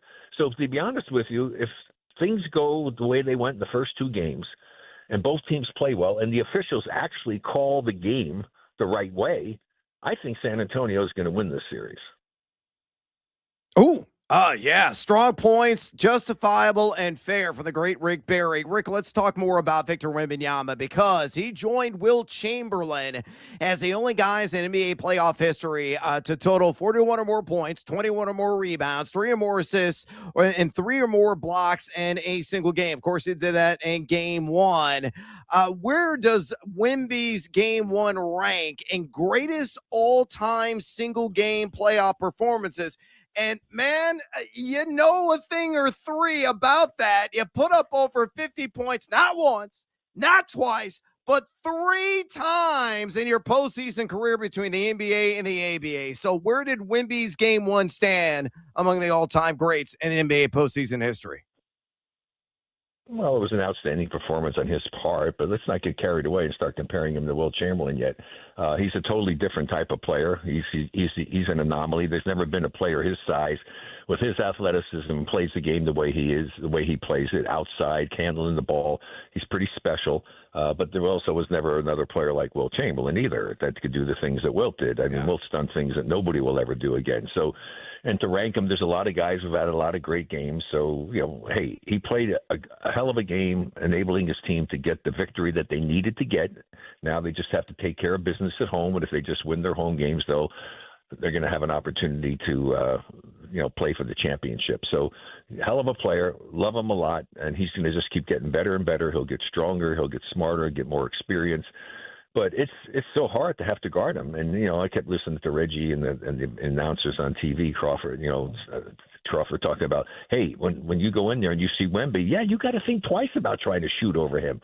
And so my thing is that don't leave anybody. But what's happening, guys driving in there, and the next thing you know, they have wide open guys. This I can't figure out. Okay, basketball is not a complicated game. Why in the world are you allowing teams to get wide open three-point looks, especially on guys who are pretty good shooters, when you know statistically proven that the team that outscores the other team from three-point range wins usually 80% of the time. So why would you leave people to go and even think about trying to help, especially for the Spurs? If you got Wemby in there and a guy beats you to go to the basket, you got to go and cover stuff. Don't leave anybody from outside. Don't give them good looks from three-point range. And minimize the number of three-point shots the opposition gets, and you have a much better chance of winning. I'm shocked at the way defense is being played by a lot of these teams throughout the regular season and even in the playoffs. Yeah. Talking to the NBA legend Rick Barry here on BetMGM tonight. Westwood One Sports. He's Brad Evans. I'm Pat Boyle. Rick, NBA champion, 8-time NBA All-Star, member of the NBA 75 Greatest Players, and a Hall of Famer. Rick, injuries are starting to mount already in that Spurs-Thunder series. De'Aaron Fox hasn't played yet in the first two games for the Spurs. He's already a game-time decision for Game 3. Dylan Harper, the 20-year-old rookie from Rutgers, injured his hamstring last game, went for an MRI today. And the Thunder's second-best player, J-Dub, Jalen Williams, re-aggravated his hamstring and is now being considered game-to-game. So which team out of these two, they're both pretty young, they both have decent benches, which team do you think would be better equipped to handle being shorthanded in this series if injuries continue to play an impact? Well, probably Oklahoma City because they're really deep and they have the more experience, and the young people for San Antonio have been surprised. It's very rare that you see a team have rookies be an integral part of a team's success. It's unusual for us when we won and set back way back in 75. We had Jamal Wilkes, who was the rookie of the year, who was Keith Wilkes at the time, and then also Phil Smith, who wound up becoming an all-star player during his career. But to have two rookies be able to contribute like that is very, very rare. And so San Antonio, I think, will be hurt by losing him if he's not going to be able to play. And then, of course, Fox, who's got experience, who I've always liked as a player, I mean, that's a big factor for them. The fact that they won the one game without him, that's a big plus. So if he comes back and is healthy enough to play, then it might just be that it wouldn't necessarily give the advantage to OKC because he comes back, he has another dimension that he adds to it with a little bit more experience, and he's not going to turn the ball over 10 or 11 times like Castle did. I mean, so, yeah, it's just a situation where injuries are always a part of it. I was a little worried when Wemby went down with his wrist that he had done something to his wrist. Fortunately, he didn't. But you hate to see a star player get hurt or any player get hurt, because it changes the dynamic. And it's just a matter then of who's able to step up on your team to overcome the loss of one of your important players. Yeah, no doubt about it. Rick, let's zoom out wide. Just curious to get your thoughts on this. There's much discussion about load management and teams tanking in the NBA regular season. The 82-game NBA season began early in your playing career in 1967. What are your thoughts on the regular season's length? Is it just right? And any ideas on how the association can combat tanking? Well, it's kind of embarrassing to do that, but you are trying to win. You're trying to put a good team together. You're trying to get the best players you can get. The way that could have been eliminated, it'll never happen now, is that decades and decades ago, and all professional sports made the biggest mistake, is that in a team sport, on a professional level, every player should have money on the line for every game that they play. Giving out guaranteed contracts, regardless of how you play, you're going to get paid whether you win or lose, is bullshit. That's not professional sports. It should be like, you don't play well in tennis, you don't play well in other sports where golf, you're not going to win money. I mean, but in basketball, you're going to get paid regardless. So if every player had money on the line, and that's the contract should be all changed over, but I don't think they'll ever be able to do that now with the power that the Players Association have. But just think about it. You take the two worst teams in the league playing the last game of the season. Do you think that any player is not going to go out there and bust his hump to play if he's got money on the line if they don't win? That would have changed everything, changed the whole dimension. Yeah. It would have changed the game as far as from watching it. Every game would be an important game to every player because if he doesn't win, he doesn't get paid. Oh, yeah. Love that. That's good stuff. Good stuff. Talking to Rick Barry here, NBA legend on BetMGM tonight, Westwood One Sports. Rick, let's go back to the Knicks-Cavs series here. I'm a diehard Knicks fan, and I've heard a lot of people say, well, this Eastern Conference Finals is basically just semantics. Whoever wins is going to get crushed by whoever wins the West. Do you tend to agree with that, or do you think either the Knicks or Cavs could actually win the title? Anybody can win. Anything can happen in sports. That's why you play the games. I'm the perfect, example of that with our team. I mean, we weren't even supposed to be a playoff team. Then everybody wrote us off as we went on. Then we get to the thing. Oh, and then the finals. Biggest mismatch in the history of the league.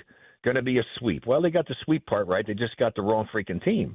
So anything can happen in sports. And so don't count anybody out. Whoever gets to the finals, yes, you would have to look at it on paper and looking the way the both teams played, that the winner coming out of the West would have an advantage. And probably, if you guys with the betting and stuff, they're going to be the favorite team to win without question. Does that mean they're going to win? Not necessarily.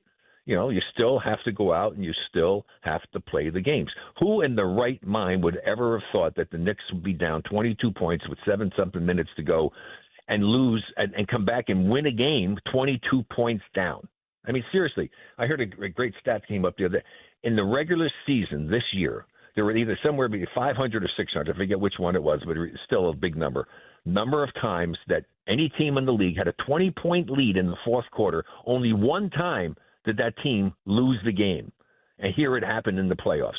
That's how incredible that victory was for the Knicks. So that just shows you the crazy stuff that can happen. So never count anybody out. I'm impressed with Brunson. He's one of the rare players who has usually improved his performance come playoff time, because that's hard to do because of the physicality of the game when they let these players grab and shove and hold and push and got their hands on people doing stuff which you can't do in the regular season. You have to elevate your game in the playoffs. You really do. But the majority of players in the history of the league, and I've looked this up, it's rare. And most players don't actually have a higher shooting percentage and play better and score more points come playoff time as they do in the regular season. And Brunson's done a great job of elevating his game. Great stuff. Great stuff. Rick, finally, you're a legend of the game, and we're seeing another legend of the game, one of the greatest of all time, enter the final year or so of his career in LeBron James. Stay with the Lakers? Seek somewhere else? Possibly hang him up? What do you think is the best course of action for LeBron this offseason? Well, it's whatever he thinks it is. I mean, who knows what he's going to do? See, you guys, all this speculation about stuff, I don't waste my time with that. If it happens and he moves, then we can talk about it. What kind of sense does it make? Who knows? I mean, whatever's going on in LeBron's mind, he needs to do whatever's going to make him happy at this stage of his life. He needs to do what's going to make him feel best. And whatever it is, if he goes to another team and he stays healthy, he's already playing at a remarkable level for somebody at his age. He spends, millions of dollars to keep his body, and he's fortunate enough to never have any super major injuries. So, yeah, I mean, it'd be fun to see him. I'd love to see him go if he wants to. Go play with Steph Curry, okay? So give the Warriors a chance maybe to win another championship. That's the only thing that would make me happy is if he went and played with the Warriors. Yeah. Oh, boy, that would be something. That would be something. Steph Curry, Jimmy Butler, LeBron, find a way to get Draymond back on that team. Oh, my goodness. Basically, the average age of that team would be like 40 years old. Rick, we appreciate the time so much, man. Awesome stuff. Good to hear from you, and hope to catch up with you again soon. Real quickly, the load management, I can't even relate to that because when I played, I signed a contract to play basketball. I wanted to play. Load management? What the hell is that, load management? I wanted to play. I hated when we were blowing somebody out because I didn't get to play. Rick, great stuff, man. We appreciate it. Hope to catch up with you soon. I see you guys. Have happy holiday weekend for you and your listeners. Thanks, Rick. There you go. Rick Barry. That's awesome. Oh, man. Legend. What a loaded weapon. Legend. Oh, loaded weapon, Rick Barry. All right, we'll take a short break. When we come back, we're going to hit on the Arizona Cardinals. We've been doing in reverse order of the NFL draft, or I guess in order of the NFL draft. All the teams in the NFL, their offseason, how it went, the big questions surrounding them going into this year, because we got mandatory minicamp just 2 weeks away, and the NFL season ain't too far away from either it. So we will get to some football when we come back. 310-840-4910. He's Brad Evans. I'm Pat Boyle. This is BetMGM tonight at Westwood One Sports.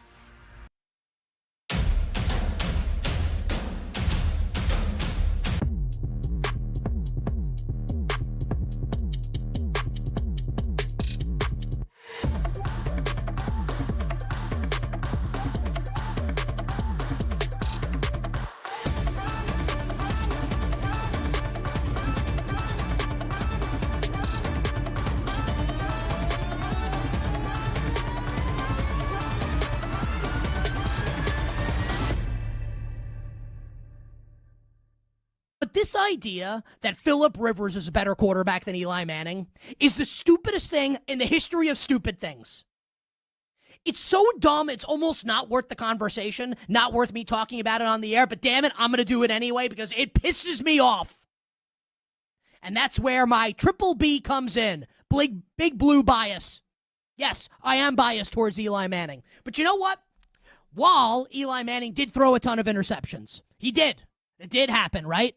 And Eli Manning lost a ton of regular season games. I know. I watched all of them.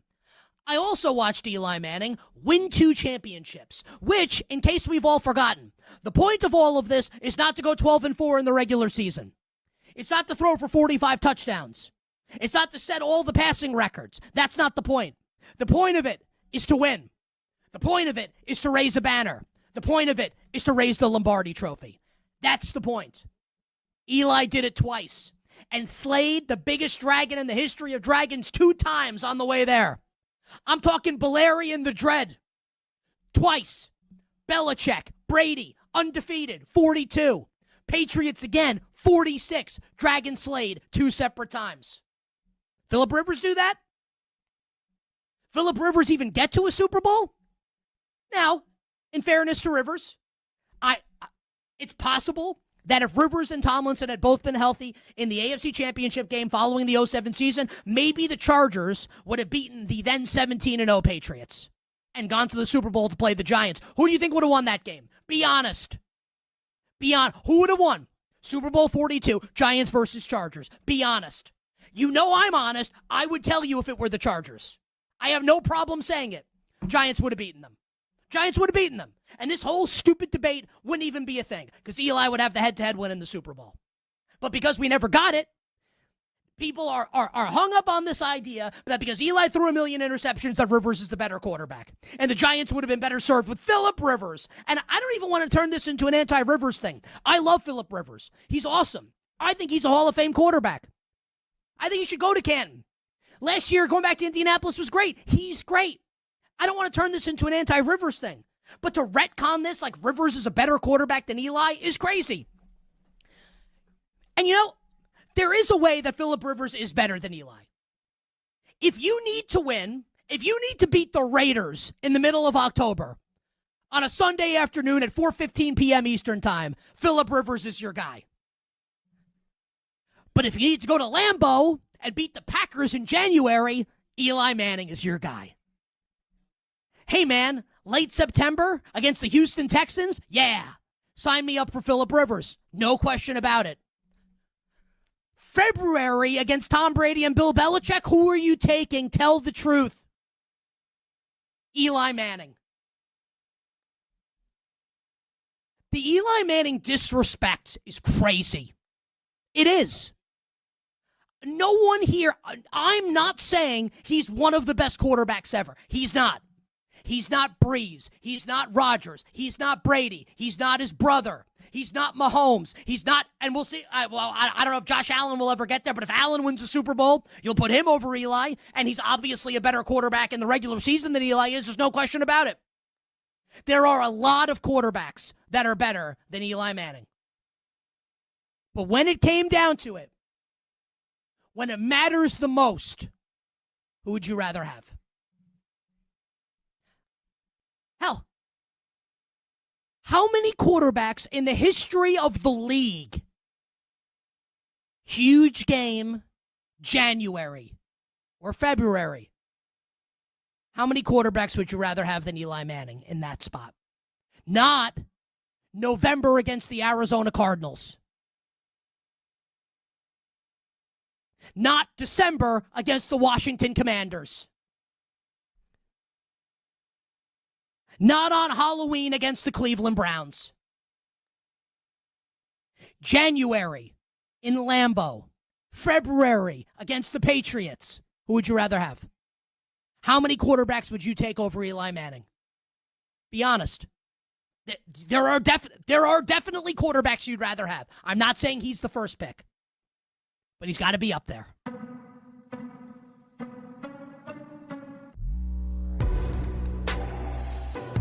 For every swing, every sharp take. BetMGM Tonight continues with Brad Evans and Pat Boyle.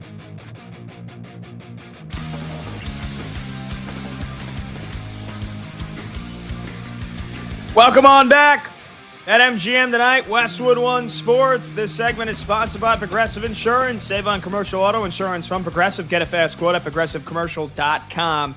He's Brad Evans. I'm Pat Boyle. A huge shout out to the NBA legend Rick Barry for joining us last segment. That was awesome. That was a ton of fun. We got to get him on again shortly here. Totally. Big time. All right. We're going to talk a little football here, what we've been doing this week and what we're going to do for the next, 3 weeks or so. Each day, we're going to go in order of the NFL draft. So we did the number one pick, the Raiders, on Monday. Yesterday, we talked about the Jets. Today, we're going to talk about the Arizona Cardinals. We're calling it our 3-point stance, breaking down the offseason that was, the draft that was, looking ahead to the biggest questions of the year now that the schedules are out too. And, breaking down the teams and giving out a little fantasy info as well. So before we do that, this from our friends at BetMGM. BetMGM players will receive an any sport parlay boost token. To use the parlay boost token, add a parlay wager made up of any sport wagers to your bet slip and activate the token. If you win your wager that was made with the token, you will receive extra winnings. All right. By the way, number to join the show, 310-840-4910. So the big offseason for the Arizona Cardinals, that was, again, they pay Kyler Murray to not be on the team anymore. They cut him loose, paying a ton of money over the next 2 years to get him off this team. The Cardinals, they signed Isaac Seumalo, 3-year deal, over $30 million. They bring in Gardner Minshew to be the backup for Jacoby Brissett.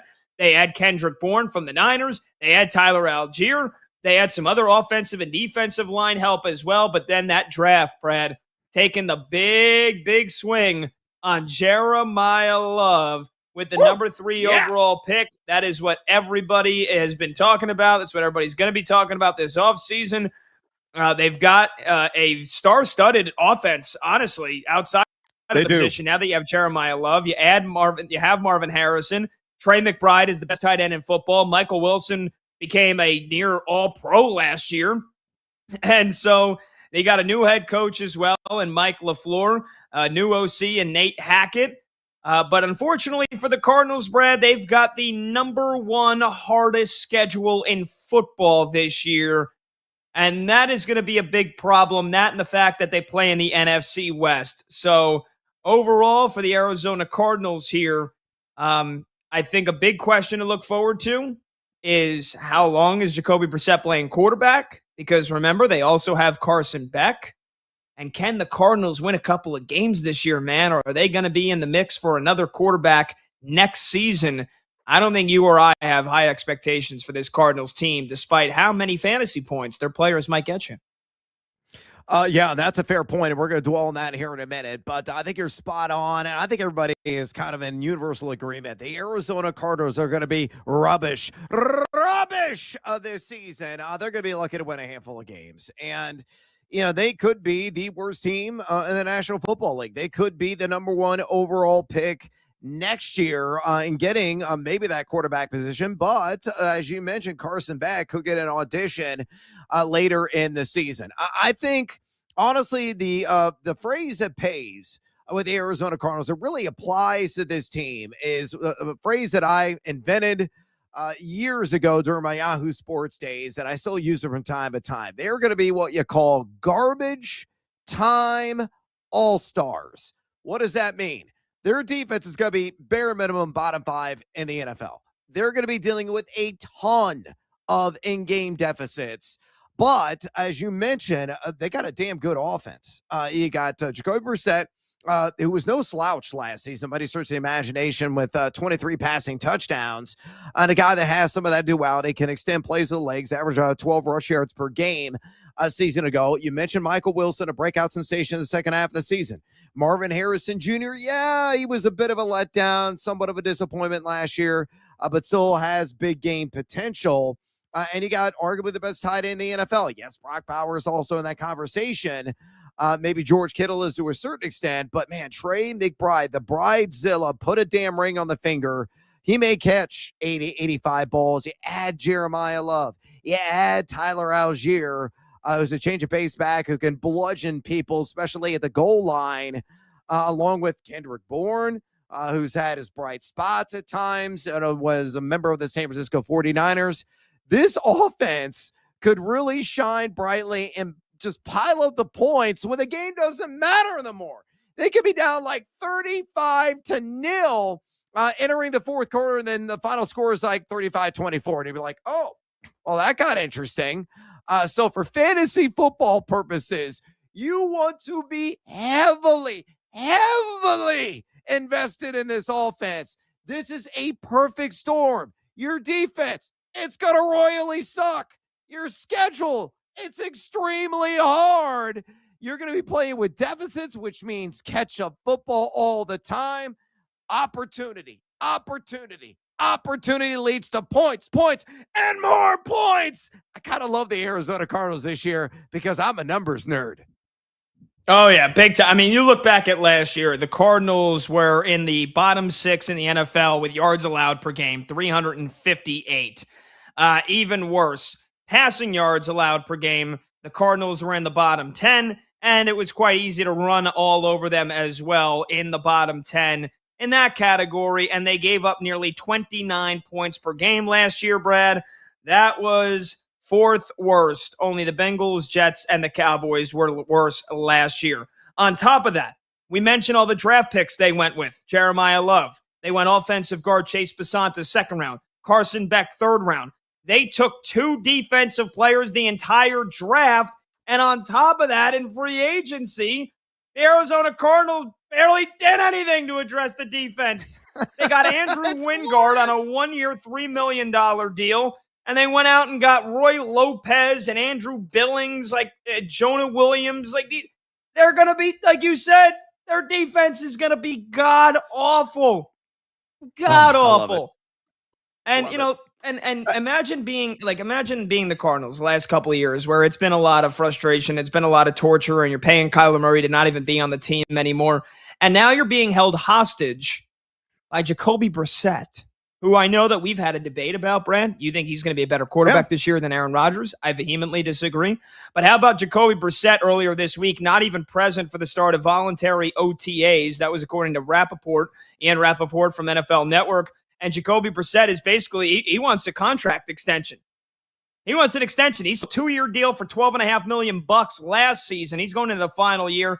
Jacoby Brissett wants to get paid. You're paying Kyler Murray not to be here, and now you might have some head-scratching problems with Jacoby Brissett.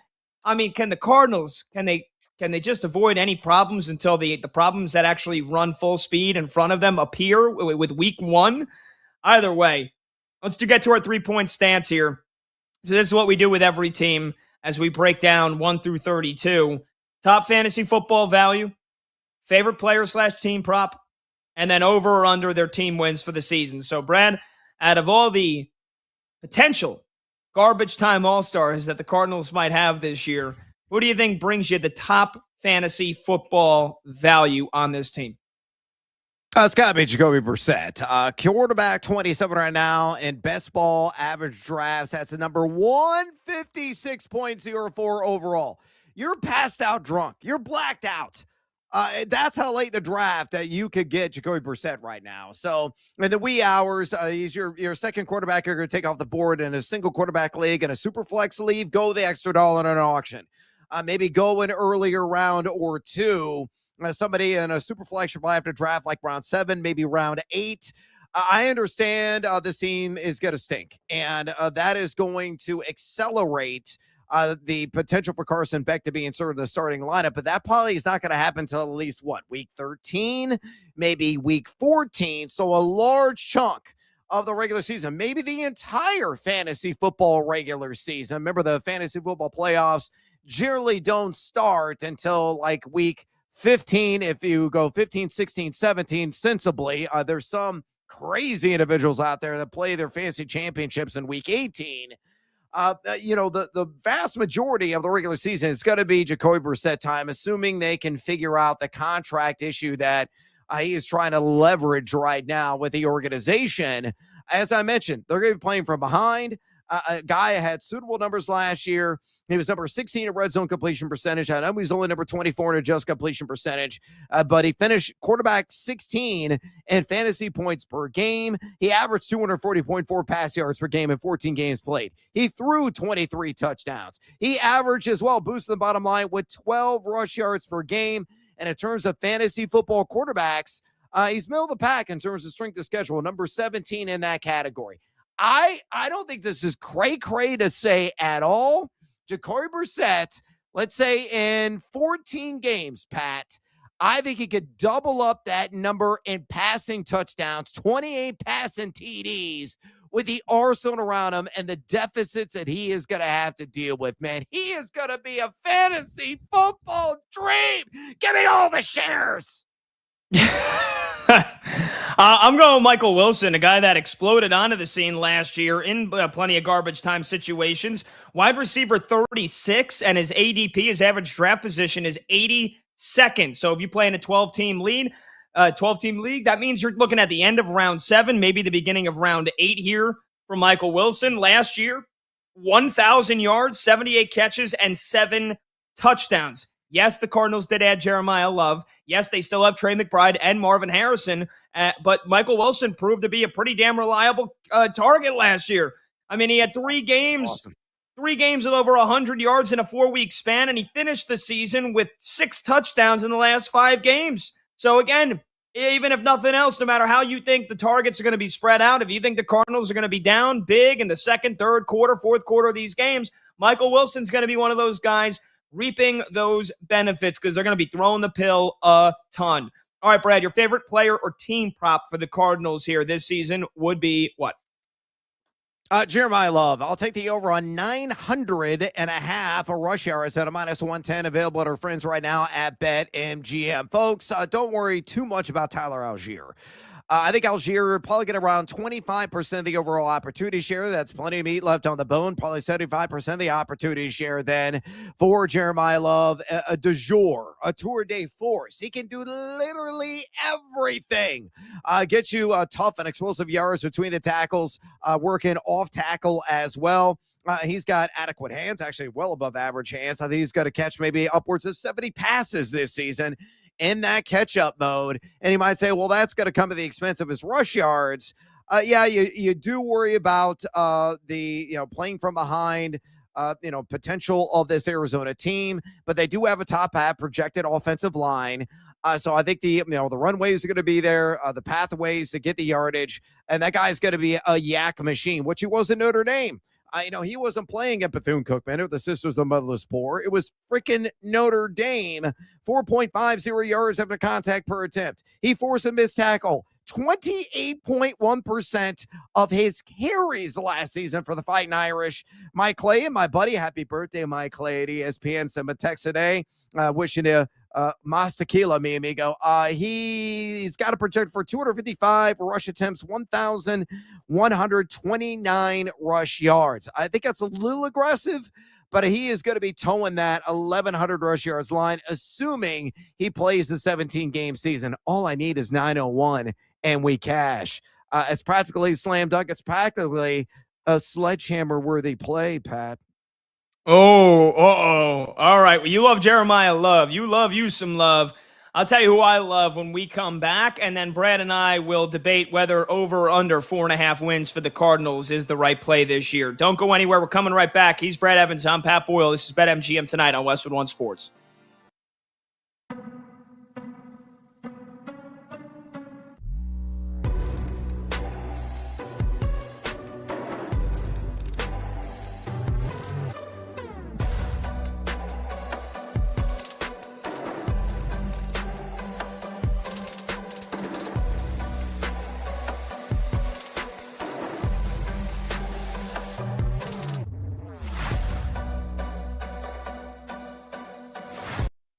What is stopping the Spurs from putting Kelly Olynyk or Bismack Biyombo into the game to hack the hell out of Shai Gilgeous-Alexander? To hack the hell out of Alex Caruso? to put these guys on their asses. What's stopping them from doing it?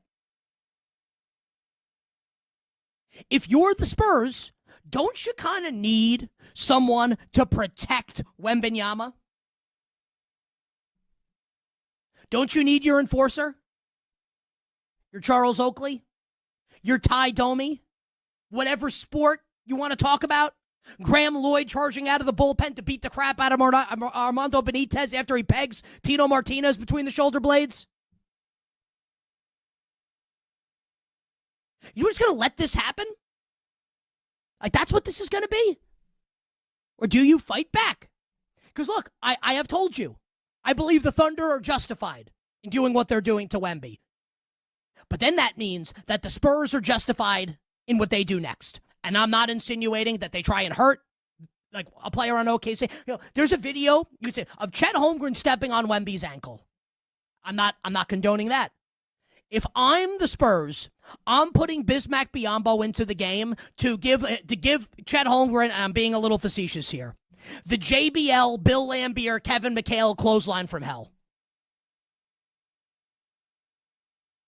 Remember when Kelly Olynyk broke Kevin Love's arm? Literally put him in an arm bar during a playoff game? Why can't Kelly Olynyk get in the game and rough somebody up? And again, I want to be clear. I am not saying that I want somebody to get hurt. I'm saying this for dramatic effect, for entertainment.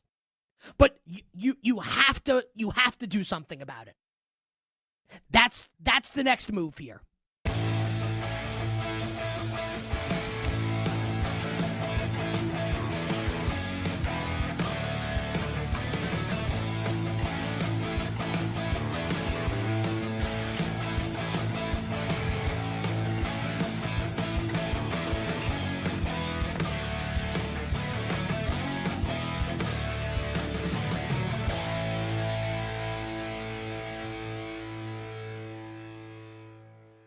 I think Yodar is because I think this is when players come that are going to be great players, Nick, they generally just burst onto the scene. Almost it feels like out of nowhere.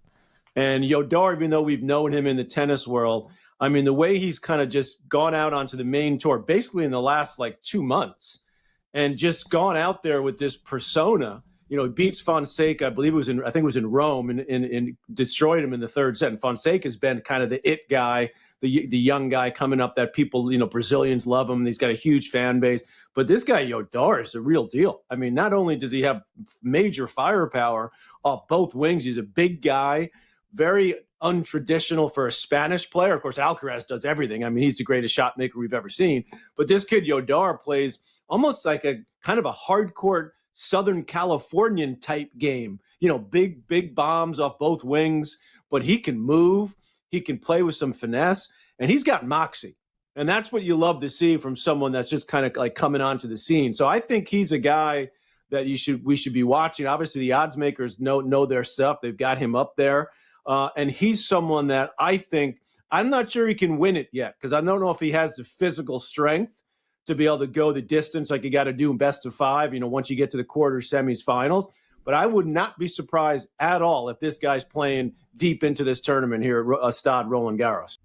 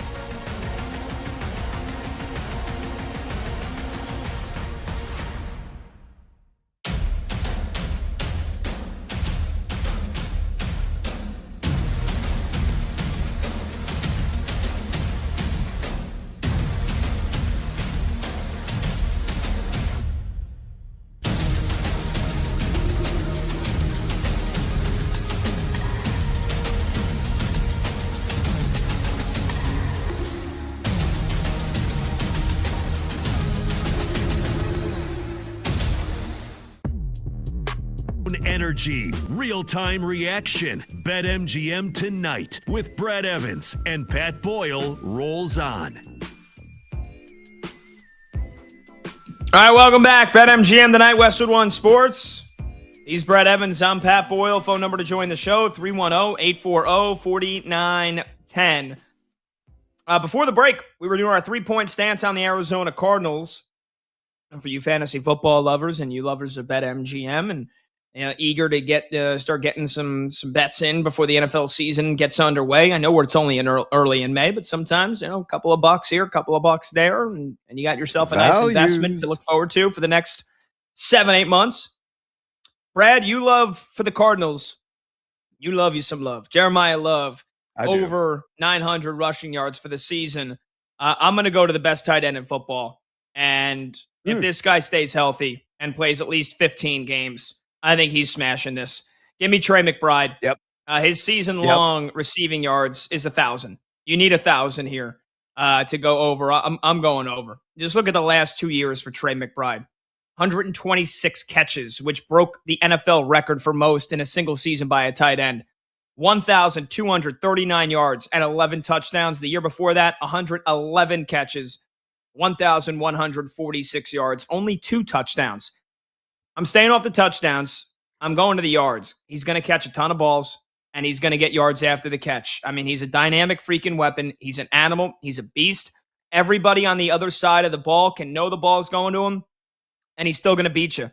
And the fact that they do have Jeremiah Love and Marvin Harrison and Michael Wilson, yes, there's more mouths to feed, but also that makes it harder for teams to double team or pay a lot of attention to Trey McBride. So he's a linebacker nightmare. And so if you're going to cover him with a slot corner or a safety, then that's going to open up a lot of different playmaking opportunities for the other guys on the Cardinals offense. Point being, McBride's going to have another massive season if he stays healthy. He's easily going to get 1,000 yards. So I like Trey McBride over the 999 receiving yards. And then finally, Brad, the Cardinals team wins this year is 4.5, and it is heavily juiced to the under on BetMGM, minus 155.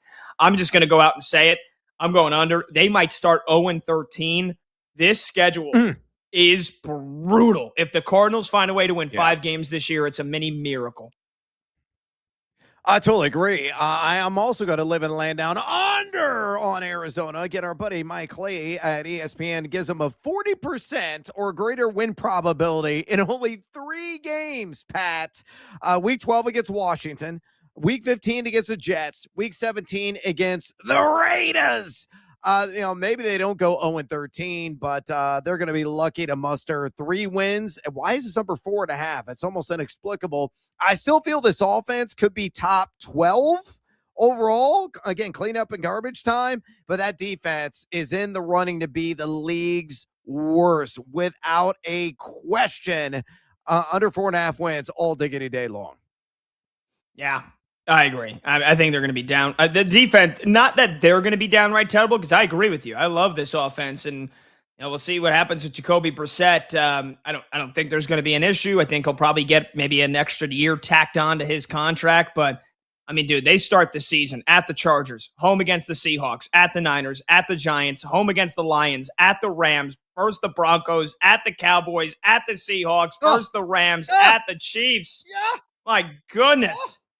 And then versus the Commanders and versus the Eagles. And then they get that bye week in week 14. I mean, they are a dead team walking. All right, when we come back, we got breaking news. Breaking news regarding the reigning MVP in the NFL. We'll get to it when we come back. He's Brad Evans. I'm Pat Boyle. This is BetMGM Tonight.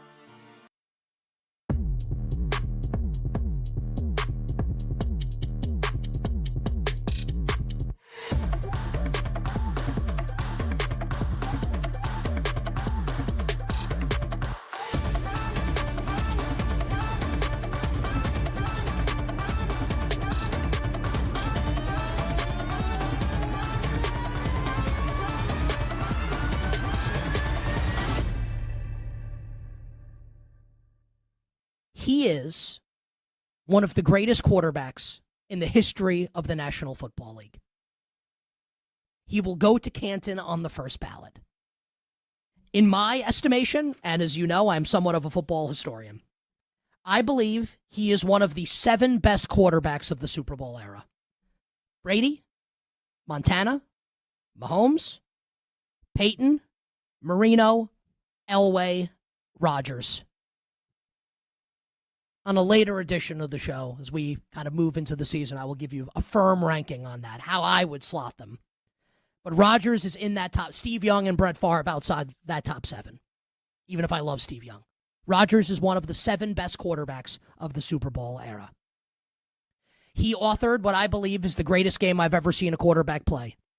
Divisional round following the 2010 season in Atlanta, 31 of 35, just annihilated the Falcons, who were the 1 seed in that game, en route to a Super Bowl championship.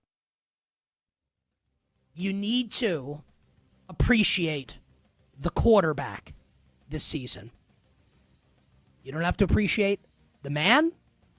You don't have to appreciate what he does off the field. But you need to appreciate who he is as a quarterback in this, his final season. And I truly hope that you are able to do that.